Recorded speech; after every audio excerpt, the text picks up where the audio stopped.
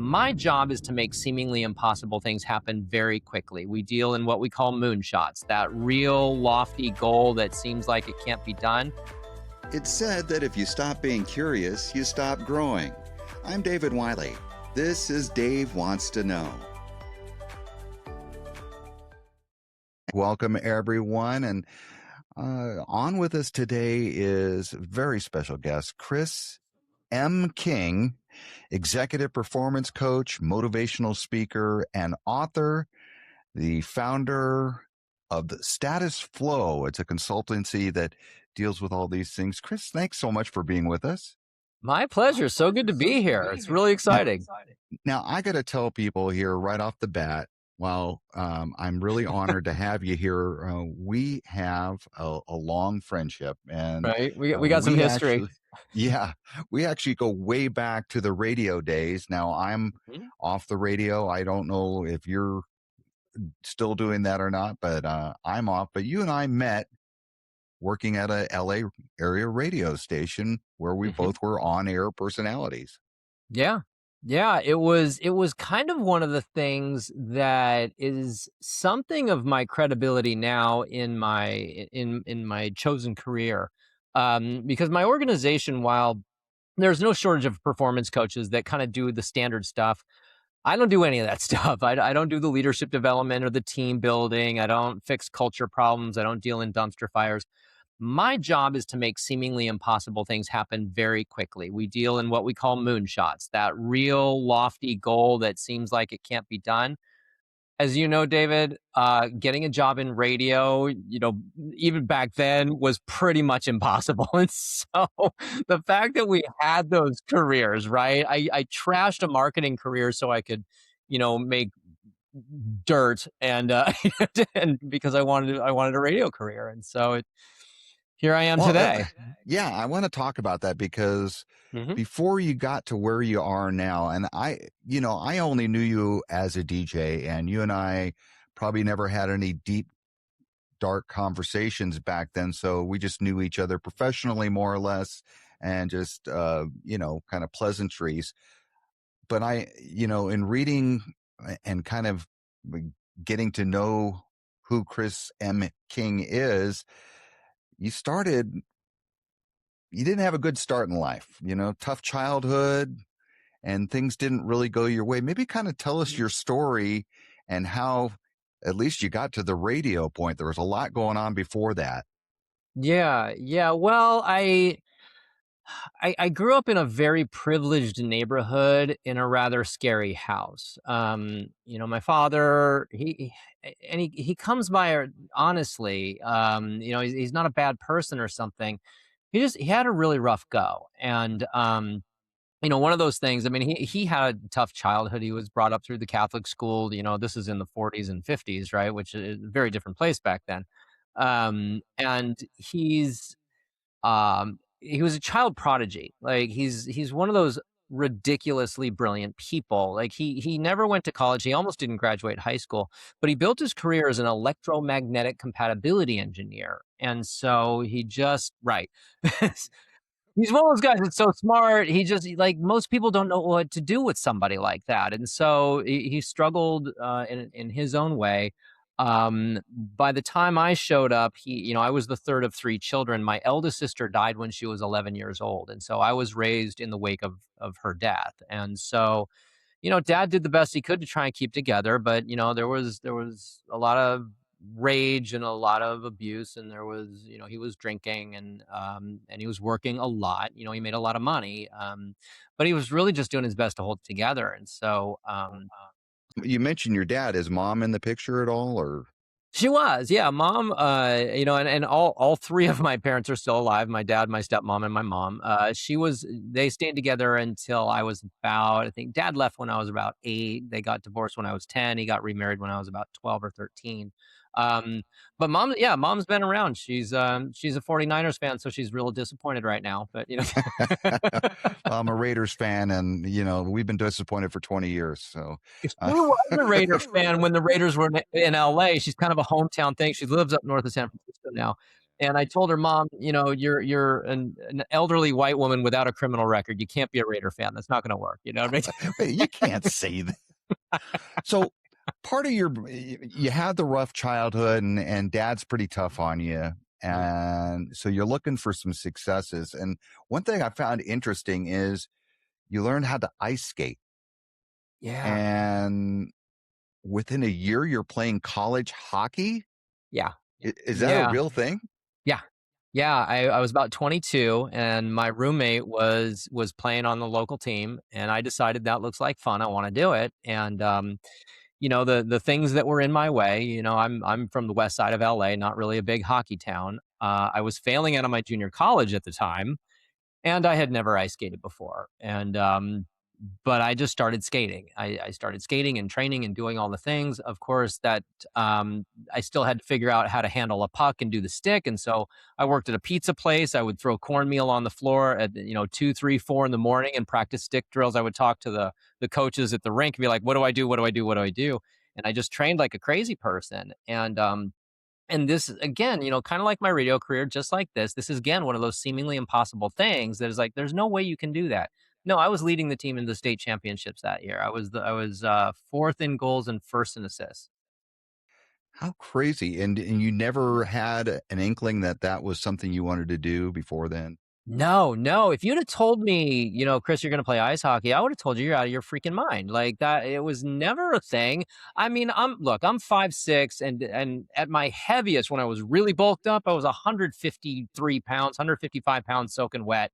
Like not a big hockey guy, but I was fast, I was agile, and once I got out of my own way and changed what I believed, then what seemed impossible became possible very quickly because it is a function of what you believe. Do you think that kind of pivot, being able to pivot from not doing something to doing something so out of the box, is kind of what maybe fueled you for future things from there? Yeah, yeah, I wouldn't have. It's funny as I track my professional and my personal history, and it almost seems like it was preordained that this is where I would end up, doing what I'm doing now. It's because it is, and it's all backed in science, right? I mean, I can talk about the Bannister principle, the 4 minute mile guy.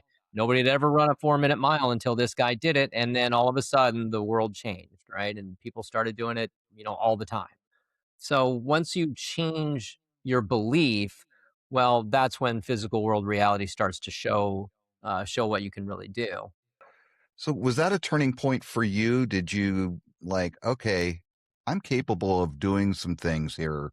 Was that the turning point, or did that come later? Or I think it came later. What happened was that I realized, to the detriment and chagrin of my delicate little ego, what I learned through the lenses of I ended up working in a hospital for a while in the Neuroscience Institute. I started training with retired Navy SEALs, Army Special Forces.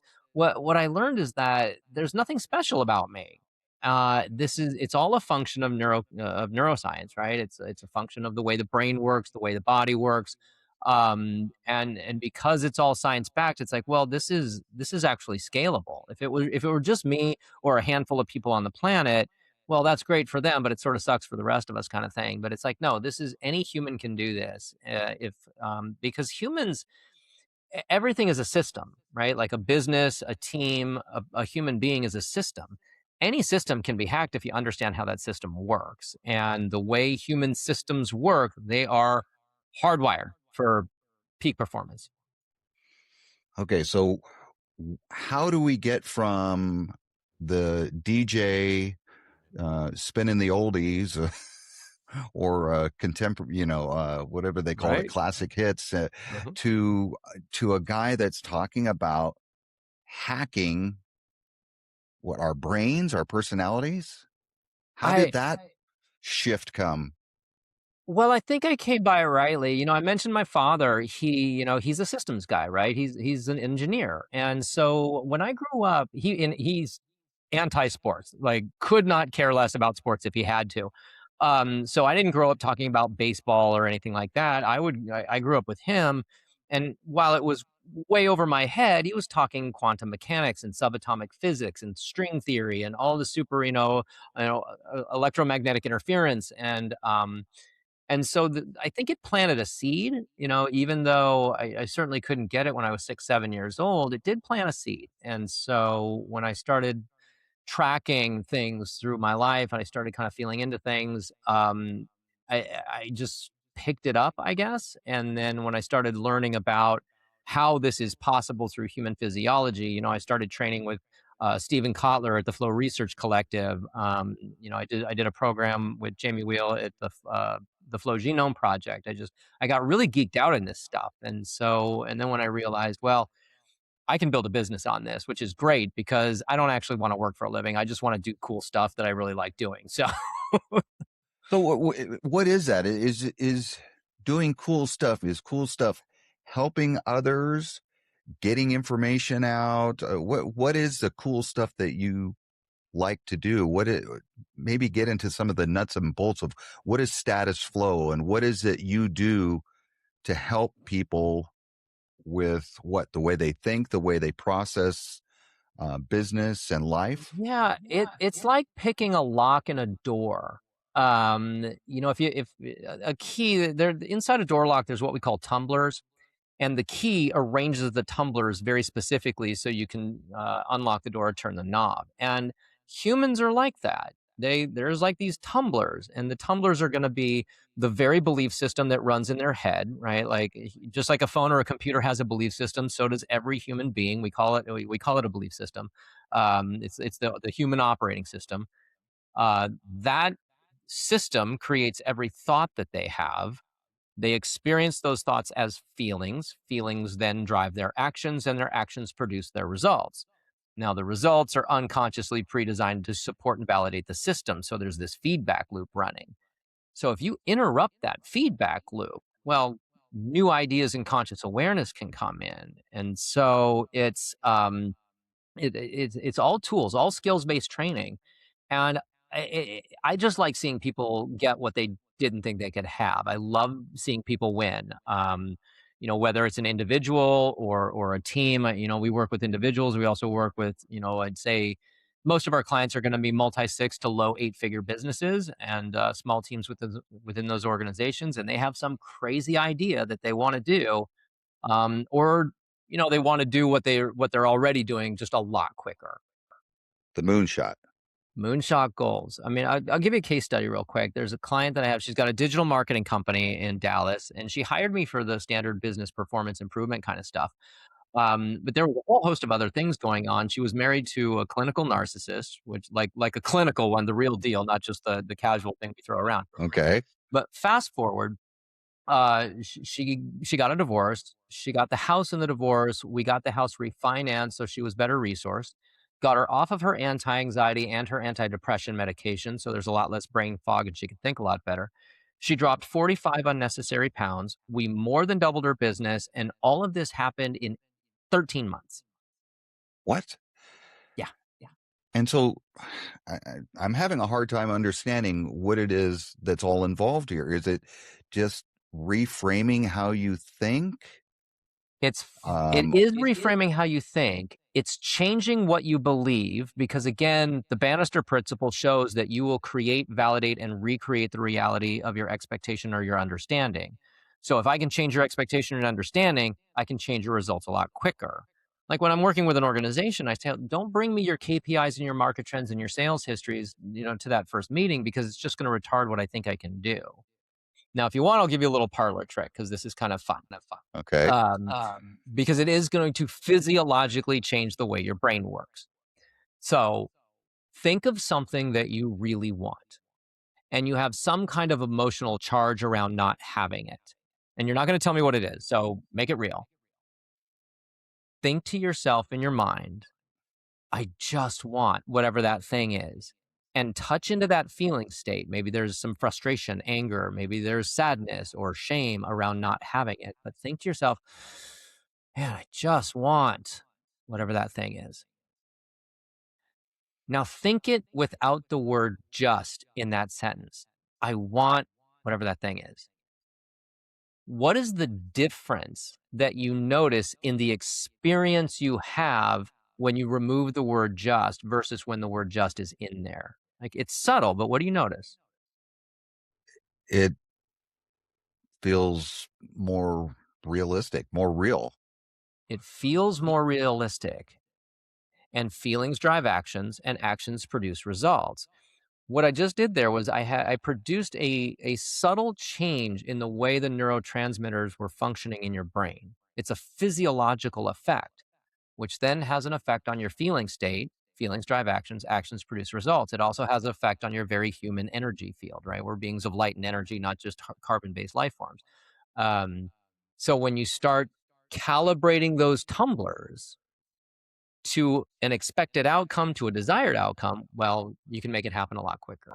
Well, and this is very relevant for this very podcast. This is something, I was in broadcasting for close to 30 years Mhm. and my career kind of ended abruptly, and that's a story for another day, but this was my passion and has always been my passion. So podcasting, when that came about, I thought maybe that's something I could do, but I always had that, you know, I can't do it. It's too hard. I don't know the technology or the backside of it.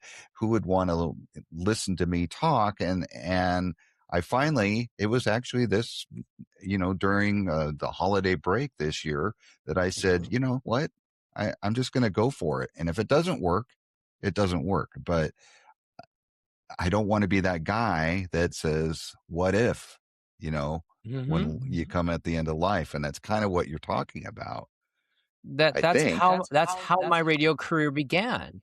I mean, I joke about this. They said, because people ask me, they said, "Chris, radio is impossible to get in." And I'm like, "Yeah, yeah, it was. It really was." And I went to broadcasting school.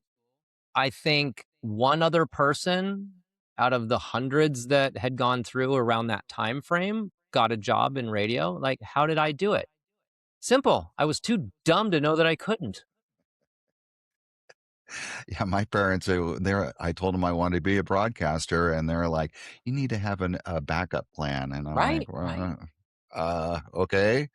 And I didn't really, unfortunately, it did work out and I had, some success, but it's a tough business. yeah, Do it's you just have, radio was a cruel mistress, right? Highly it unstable and was, very low paying, but other than that, it's great. um, yeah, seriously. But people think that it's very glamorous and high paying, and it's not. No. But there is some fun things. Do you have some fond memories from the radio days? Oh, I loved it. I loved being on the radio, because I wasn't doing it from an ego-based place, I was doing it for the experience, you know? I mean, it was never about, "Oh, I'm this," whatever. I just there was such a charge knowing that there I am live on the air, um, my voice is going out there and it's really living on that edge.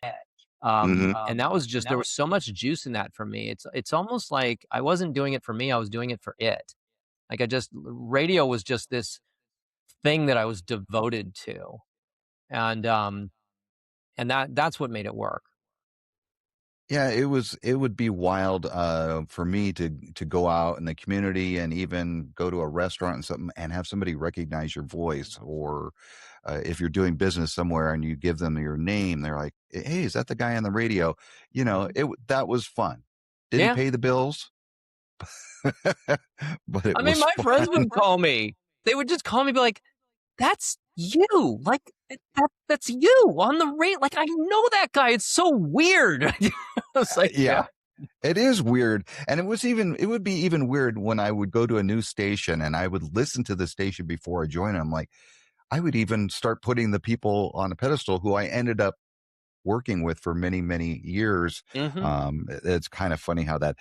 So I'm back to status flow, and I Uh-huh. see on your website that you are, some of your clients have called you the executive witch doctor, the human tuning fork, and Yeah. this one, little scary, the irritated Buddha. What does that mean?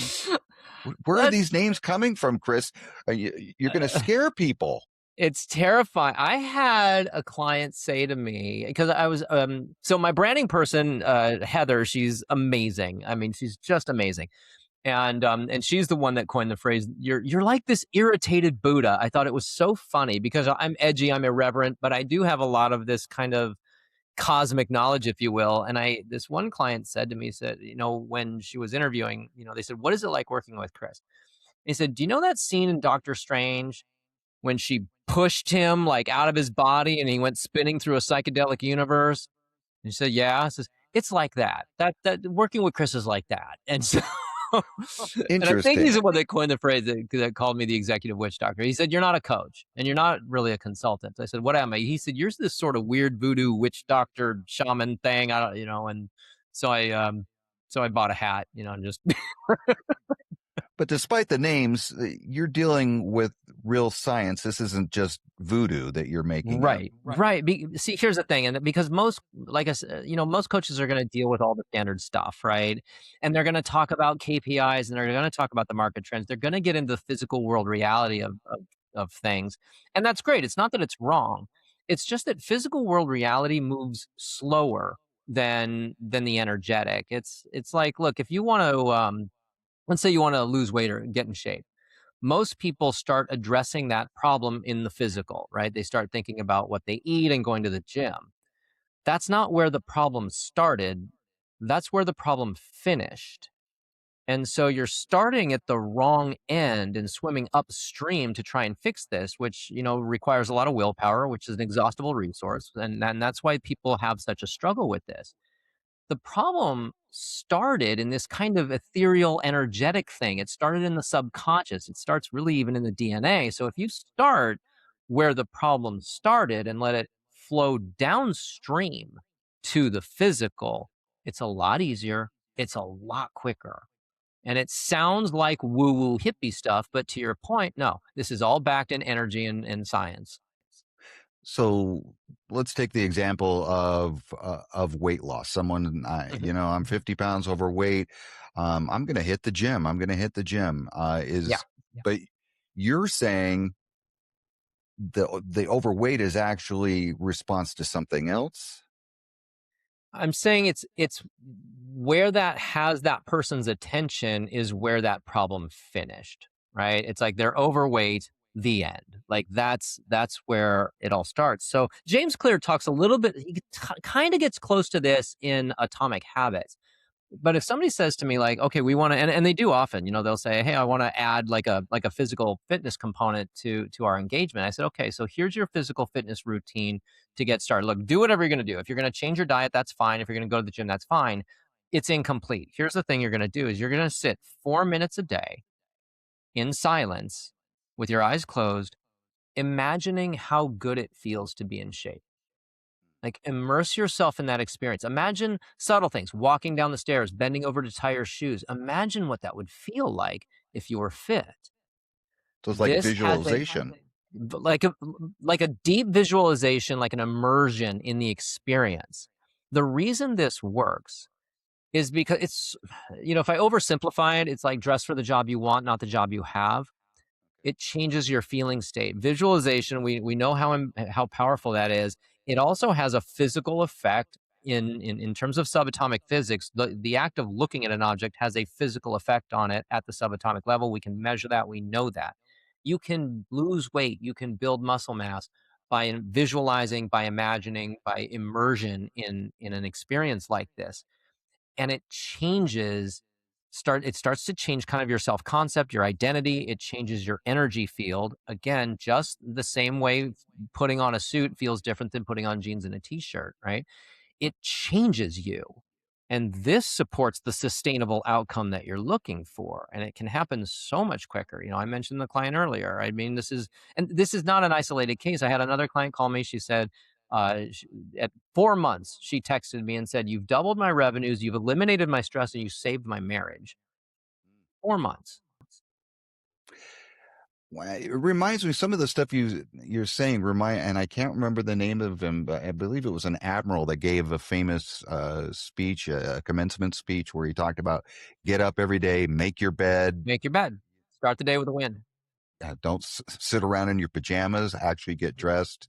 Um, so I know you're working primarily with maybe companies and businesses like that, but for people who are listening or watching on a personal level who maybe are not in a position to hire you, but they're stuck in a rut.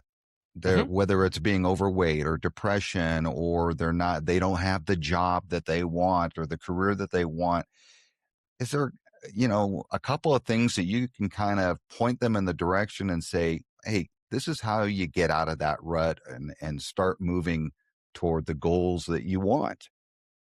There are so many tools for that kind of thing. I'll tell you one of my favorites, and I actually talk about this in my book, Renegotiate Your Existence. There's a tool that I call Banana Land, or is it Banana World, Banana Land? I think I called it Banana Land. Um, you can give it whatever name you want, but the idea is that Banana Land is a world of the fantastic, the spectacular, and the ridiculous. It's a world that has no rules. And so the exercise is to state whatever the thing is that you want, and then come up with a completely ridiculous, non-viable way to get it. Like, if I did this thing, then that would happen.